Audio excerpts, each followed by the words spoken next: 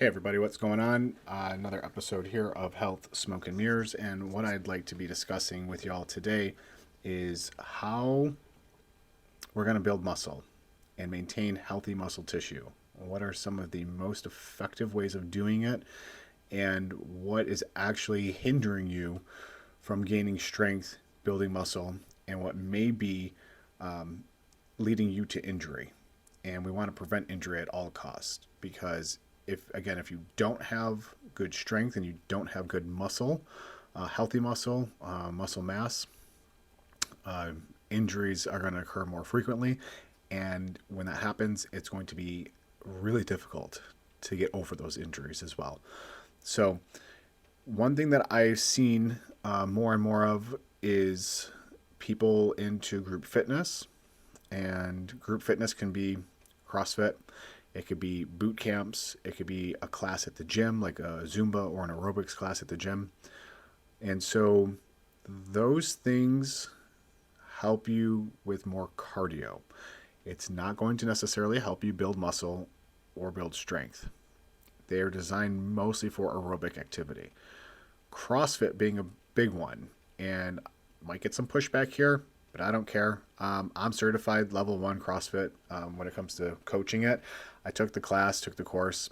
Nothing against it. I think those athletes are phenomenal.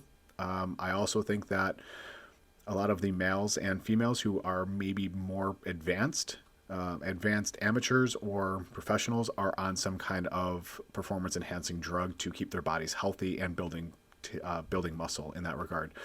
Because the sport itself, you're doing so many different variations that you don't really have the set structure like you would with a bodybuilding workout or with a powerlifting workout. Now, powerlifting is going to be more along the lines of, a 1 to 5 rep range to build strength, and you're not going to get you're going to get big muscles, but you're not going to see a guy with a solid physique. You might. There are guys out there who look phenomenal, and they are powerlifters, and they can lift some heavy ass weight, and they look great. But getting back to my point with CrossFit is it's high volume with a load, and it's so high volume that it's almost unnecessary for you to be doing that many reps. And you're not necessarily going to build muscle. You're just going to fatigue the crap out of the muscle and perhaps short circuit it in a way where now you have a problem where you've torn the tissue down too much, or your mechanics failed and things started to compensate and it threw other things off. And now this is going to create tears, muscle strains, that kind of thing. So I'm not a big fan of it for muscle building. If you don't care about that, then cool. That's a great sport for you to do. Just not my cup of tea. So, when it comes to doing like the group classes, again, there you have people who are using weight, but the volume, meaning the amount of repetitions you're doing per set, is so high that you can't load the tissue with a heavy weight to stimulate enough breakdown for muscle growth. It just doesn't happen that way. And I don't think a lot of people understand that.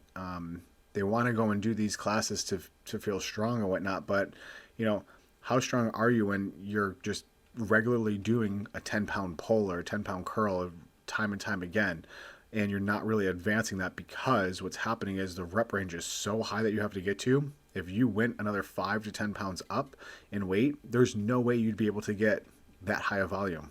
So it doesn't really make sense to do that either.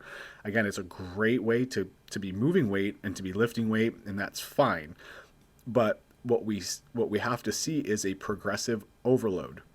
And what that is, meaning if I'm doing a bicep curl at 15 pounds and I can get, 3 repetitions at 10, 3 sets at 10 repetitions, and I really feel like on that eighth to ninth rep or that seventh rep, I'm really burning, and it's a struggle to get 8, 9, and 10. Like that's a great weight, but after a while, a couple weeks, 3 weeks maybe, I'm going to start to notice that that's really easy. Like I can get to 10, 12, no problem.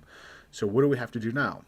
We have to go and bump it from 10 pounds to 15 or maybe 20 pounds. And let's see, can we get 10 repetitions? And are we struggling at number 7, 8, and 9 to get to that 10? That's what I mean by progressively overloading the tissue. You have to do it systematically. There has to be an intention and a structure behind the way you're working out. Now, going back to the CrossFit thing, if you're going to be doing certain lifts there, like deadlifts, bench press, and overhead presses, you can certainly progress those in weight. But again, you have to keep it within a certain range. You can't be going for 20 to 30 repetitions at a weight that's heavy enough. It just doesn't make sense. Again, there are people who build muscle, but doing that. But again, I've never seen a guy who doesn't have a dad bod doing CrossFit, who's not like a super freak genetically, or a high level amateur or a professional. Some women build muscle doing it because it's actually really not terrible for them if it's being done right and they have a good coach. But same thing with these group classes. I don't really see people who are zipped, meaning high muscle and really lean in these group classes doing things. But when it comes to more of the bodybuilding workouts, absolutely, because we're working the individual muscle. You could even get away with building some strength and building muscle doing functional type workouts if they are programmed appropriately with a progressive overload. So that's the biggest thing when it comes to any type of muscle building and any type of strength gains. Strength, you're going to see some changes 3 to 4 weeks, and you want to kind of keep progressing along with that. Muscle takes much, much longer. There's a lot of factors in how many repetitions you're doing, how often you're training the muscle, what's your diet like, and the most important thing that's really probably a really hot topic right now is sleep. We want to be getting like 7 to 8 hours of sleep no matter what, because when you fall into that deep sleep, you're going to release more growth hormone and other healing properties in the body, and your body's going to be able to recuperate. Now, couple this with proper training and proper diet, you're going to have much better results that are going to get you to where you want to be quicker. So when it comes to building strength and muscle, my opinion is going to be biased towards the bodybuilding style of training. It's what I've done my entire life. I'm not saying it's the best way to do it. Someone else may be able to find building muscle doing CrossFit or doing those group classes, but I really don't see it.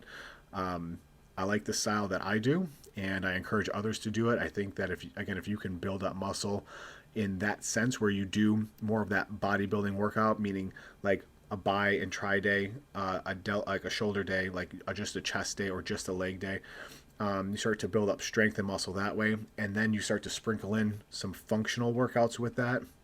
You're going to have a much better overall rounded routine and results from everything. So, it doesn't take a crazy amount of science behind this. It just takes programming. The programming, I guess, is a science, but with your proper programming comes consistency. That's the other key factor of this whole thing.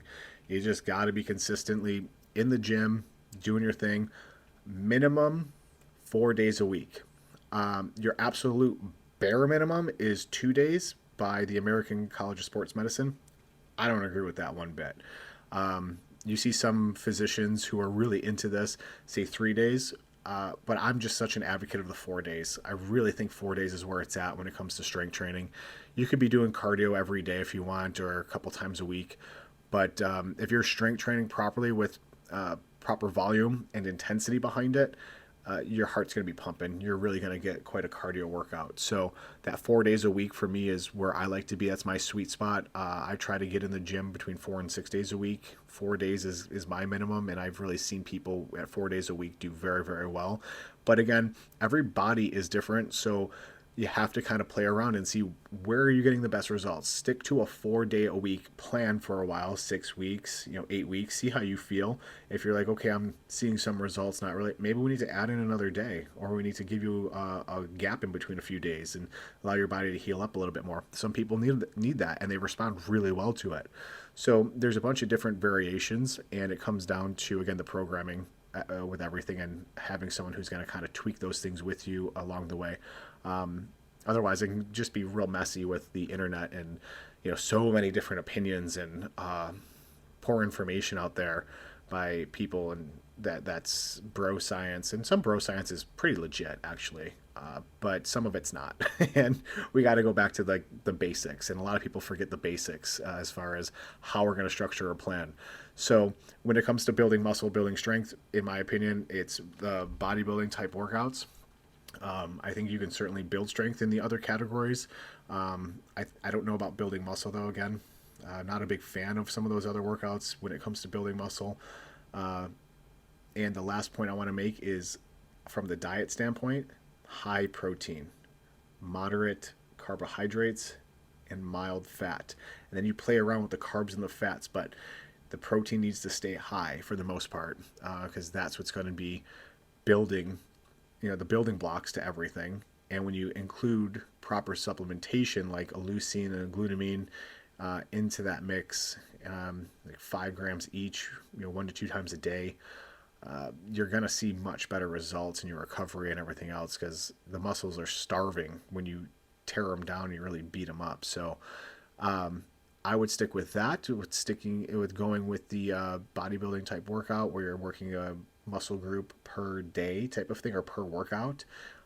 Usually start with 3 sets, 8 to 10 repetitions, work your way up to 4 sets of 8 to 12, and bump the weight after about 3-4 weeks.